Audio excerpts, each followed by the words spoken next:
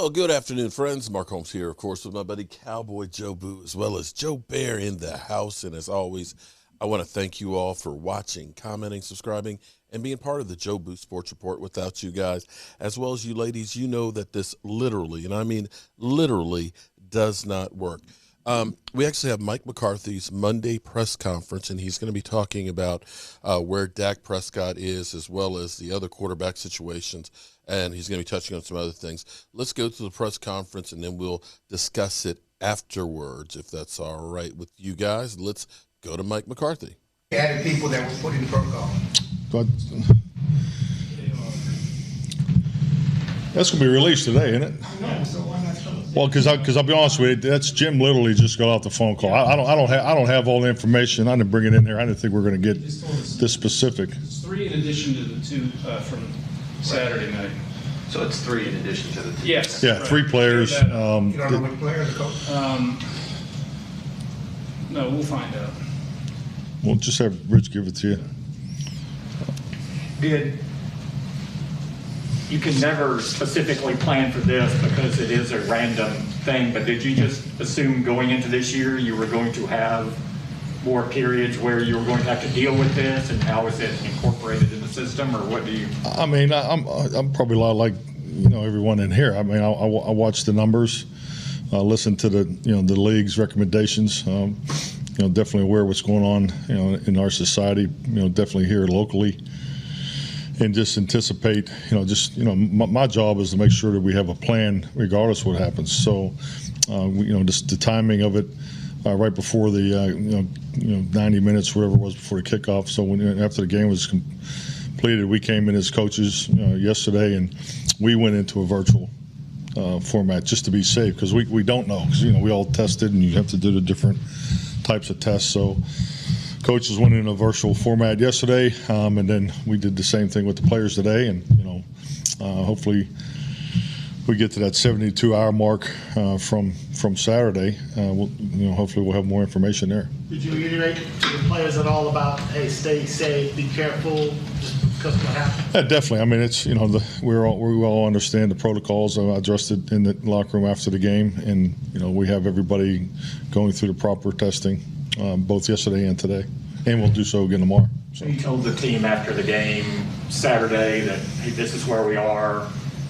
We may go virtual, look for email. I mean, just kind of. I just told the team to be aware. I didn't go right into the virtual right after the game, but we huddled as coaches. I told them what I had an A and a B plan. What I was thinking, but just to make sure. Everybody tested the next morning, coaching staff, support staff. So that's what we did. And when we were in here yesterday, we set the plan for the players. And I think just like most things we do, we're just being cautious, and want to make sure that we contain this outbreak, and just be smart with that. And we have enough experience with the virtual format, and that's really what we did. We turned on the virtual format, was the exact verbiage that I used. Just to be clear, is it 3 more players or 2 more players and a coach? No. 3 more players. 3 players. Any changes logistically with your game day staff as to who's upstairs, who's downstairs? Or I don't, and I hope it stays, where we are. But I don't see any changes. You said after the game you thought that you guys came out pretty healthy. Mm-hmm. Did that end up being the case? That is the case, yeah. We really don't have any new injuries to report. What appears to be a bit more of an unsettled backup quarterback situation than maybe you anticipated a few weeks ago. Does that alter in some ways how you will approach this final preseason game as far as who's in there at the time they get? I mean, we had a chance to watch the tape with the players, all the players, and obviously the quarterbacks are part of that. And just really the only real decision that we made was, Cooper will take the first reps this week. So, and we'll continue to evaluate. Part of that is because he didn't get it because of injuries, particularly before, and now he's just, with his play, he's earned a chance to get it. Yeah, he's earned this opportunity, absolutely. And sorry, that's first reps in practice or preseason game or starting? Starting with practice. Start with practice tomorrow. Well, obviously Cooper was around you last year, and then released him. What did he do to kind of win you guys back over between what happened on the game and when he came back last year? Well, I think really starting in the postseason. Cooper lives here year-round. He's been here every day throughout the whole off season. He's super intelligent, has great understanding. Obviously knows the ropes around here. So he has history in the offense is the point I'm making, and just frankly, just was always preparing for his opportunity. And he's fought through 2 injuries, both the shoulder and the back, and I thought he played very well against Houston, and he's earned this opportunity. How did Malik Hooker come through physically with his extended time in the second half, and do you anticipate that he would be full go this week? Yeah, I mean, I have no reason not to believe that. So we'll see how he continues through, but he came out clean, physically. What do you anticipate Dak doing in practice? Just moving the numbers, just can continue the volume of throws and just continue to build the workload capacity that we're, working to get back to. To get any competitive throwing, I think is what you called it. We haven't addressed that yet. I'll see how he's in here right now. So when Jim and Britt wrap up, we'll set a plan for tomorrow. When he does come back for full team stuff, how do you, or what are some of the things that you do to kind of jumpstart him to get back into a flow of playing week 1 and getting ready for as live action as you can get? Well, I mean, I'm sure you can understand there's a lot of conversation on exactly how do you bring him back in. I mean, I don't really want to get into a script where you only want to run certain concepts and things like that, because I think when he gets in there, he needs to be able to just go play, and that's part of our plan and the caution that we're taking. So that's why we're. I don't want to get him in there and just throw screens and 3-step drop. I don't think that's the right answer. But, we'll continue to work that, and we'll see how it shakes out this week. So that part, not misleading from a public perception, but like you say, he could be back in team drills now, but you just want him to have the full complement when he gets back in. You don't want to limit it to the most basic stuff and say he's working his way back in. I mean, well, thank you for the follow-up question, because I want to make it clear he can do a lot more in screens than 3-step drops. So thank you. Thank you on what that. I meant. So, if you watch the throws, Saturday night, I mean, he's making all the throws, the timing throws, and so forth. But yeah, it's just a matter. I just think it's, I think when you put him back in there, like, he had obviously a lot different injury in the spring, and we didn't put him in the team drills because we just wanted to be smart, and we held off to the team drills until training camp. So I just think when he's able to just cut it loose, we're not worried about the velocity of the throws, the distance of the throws and all that. That's why we're building up to it, and when we get to the level that Dak and Britt and the training staff feel like it's time to go, we'll go.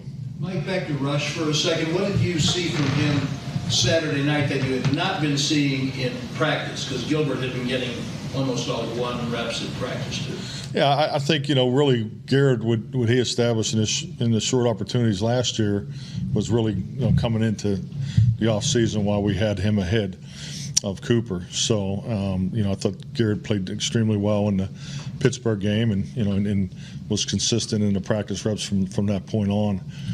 So, but Cooper's very steady, very consistent, has great understanding of everything he wants to do, plays the game fast, handles all the at the line commands and decisions. I think he's exceptional, frankly, compared to people that over my career. So, but I just think it's a great example of a player that just is the same guy every day, just keeps banging away. He's had 2 injuries that he's overcome, and he went in there and he's been consistent. He stood in there and took some shots against the Pittsburgh game, made some throws. So same thing in Arizona. Didn't get as many looks as you maybe like, but he did a heck of a job. And I could see you could see what the decision to get him in there was because we wanted to make sure that he got the opportunities that we gave to Garrett. Has Dan been participating in virtual meetings? I'm sorry? Dan Quinn been participating? Yes. I talked to Dan again this morning. He's feeling good, so he's been in all the meetings virtually. I know you're not done with them yet, but just what are your thoughts on the way that the league has kind of staggered the cuts with these 2 cuts of 5 before you do the final cut. Just Yes, if I like it. like it, dislike it. What do you think about it? I'm a little short from the last fine I got, so I'll just we're dealing with it. So it's it's new. Everything's new. Just last year was new. This year's new. So I think like any coach, player, roster, you like to have them all going through it. But we're going to have to get that cleared up by Tuesday. Mike, what's the biggest teaching point or takeaway for Ben DiNucci after his turnovers in the game, and where does he? Is it decision making? Is it more structural? Well, it's definitely decision making. I mean, it's just like anything. If you look at interceptions and how they're evaluated, I know the way I've been part of it in my career. There's throws, and then there's decisions, and you can't have the decision interceptions. The first one he misses the throw. It's movement. He puts it on the wrong shoulder, and it happens. Ball gets tipped, and the result is what it is. But the 2 decision ones, those are the ones that all quarterbacks, especially Ben, and especially when you're playing in the second half of preseason games, there's more things going on. Things aren't as clean. That's been the history of preseason. So you have to be smarter with the football. Is the opener far enough away that the situation you all are in right now, and you're not concerned about it affecting things that far down the road? I mean, I'm focused on having a good plan for when we can get the full offense out there. The defense has been further ahead than the offense. I think it clearly took another step this week. So we have to get our timing down on offense, and we'll continue to work at the best we can. So, but I'm not concerned. We'll be ready to go. On the screen to 24 for the touchdown on Saturday, he was able to slow down the blitzer and still put himself in position to make the catch. Of the 3 elements that encompass a complete back, where have you seen him progress? Well, I mean, it's a great play. It'll be on the teaching reels moving forward because, you're always looking for a B gap entry to run the screen. You're also looking for a C gap chip entry, and that's about as clean as a C gap entry that we've had. So, and it was great patience by Tony too to keep the ball right on the numbers. We talk about running the sidewalk and letting Zach get out in front where he's able to score. So I just think it shows Tony's experience and feel. Even going a step further when he hit the inside run and just didn't even waste a step, didn't even blink, and challenged both safeties and almost split them. So Tony's having a great camp. The COVID situation here, does that impact your 5 moves that you have to make by tomorrow? Definitely, yeah, it definitely could. So it's that's part of the. You got the COVID exemptions and so forth, and frankly, I'm actually going from here to a personnel meeting, so I'm sure we'll be talking about it. For clarity, you maybe might need to go to the personnel meeting to know, but if these players are on COVID protocol, are they part of the active roster, or would you need to get down to 80 in the same way? I didn't follow the first part of your question. Right. So you have to get to 80 by tomorrow, correct? Tomorrow, yep, Tuesday, yeah. Yeah, with 4 players being on this COVID protocol, does that take you 4 spots closer to 80 or no? My understanding is yes. But to activate them, you would have to. Yeah, I mean, based on the state we're in, we would have to release 1 player tomorrow, which was Michael's. That's right? key. That's what you're asking. This is Thanks, Clarence. This is the last 2 years. Well, no, you got the CBA pulled up right there. I got you. I forgot my notes. 4 players on protocol. 4 players on protocol. That's about as many as you guys had all last season, roughly. I didn't keep score. You would know better than I do. I was just trying to keep the ship going. So this current predicament, how does this influence your messaging with the team? What is your messaging as you guys go through this together? well, I mean, the messaging is constant. I mean, anytime there's a memo that comes in from the league or the NFLPA, it's always communicated, and I really like the player council that we put together. Those guys are active, and so yeah, we all have clear understanding with the state of what we're in. I mean, we're by no means clear of what went on last year, so I mean, we're taking the same approach. Thank you. Thank you. All right. Here's the 3 additional names: Malik Hooker, Israel Nukuama. Okay. I didn't get the names for who is on the COVID list, but the Dallas Cowboys currently have. Now we know. I believe we heard Israel right there. We know that Carlos Watkins as well as Dan Quinn are all on that COVID list. Interesting thing about the COVID list is you get exemptions. You get exemptions for people on COVID lists. So this affects tomorrow's cut. So at the moment, because they have 4 players that are on the COVID list, they only have to cut 1. Now, we don't know what the ramifications are, of course, when those players come back. I'm assuming that 4 players will have to be cut as well. But this is kind of like what they did last week where they put a couple of players on injured reserve. Cooper Rush will tomorrow start getting – back to COVID, I'm sorry. They're going to they're going already to virtual reality meetings and stuff. Once they started getting Dan Quinn as well as Carlos Watkins, yesterday's meetings were done as virtual reality, and they're doing that between the coaches and the players as well. When they do resume practice tomorrow on Tuesday, today's an off day from practice, they will be having Cooper Rush taking the first snaps and starting the game next week. You can hear the praise that Mike McCarthy had for Cooper Rush, because saying that he's been in the system for a number of years, coming through some past injuries and things, and that he has earned the right to have these first reps and stuff. He had some praise for Garrett Gilbert as well, from the game last year and what he's done so forth in the practice and trying to make a way there. Ben DiNucci was asked a couple of questions and his main answer was, with Ben, it's not so much the throws as it is the decision-making process. Didn't elaborate if Ben is one of the ones that would be cut now or in the future and so on. Didn't go into details of who may or may not be on that cut list. And, of course, Dak Prescott, he was asked about how much work Dak will do. He said, of course, they're increasing the workload on him, that he wants to do more than just screen passes and 3-step dropbacks.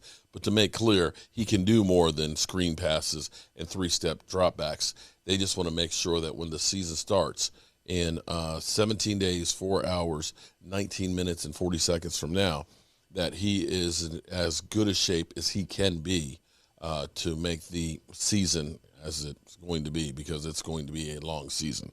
So that's where we are. With the Dallas Cowboys notes from that. The good thing is of course, they came out of the game healthy. That, he looked at it and said, we did good. Nobody got hurt.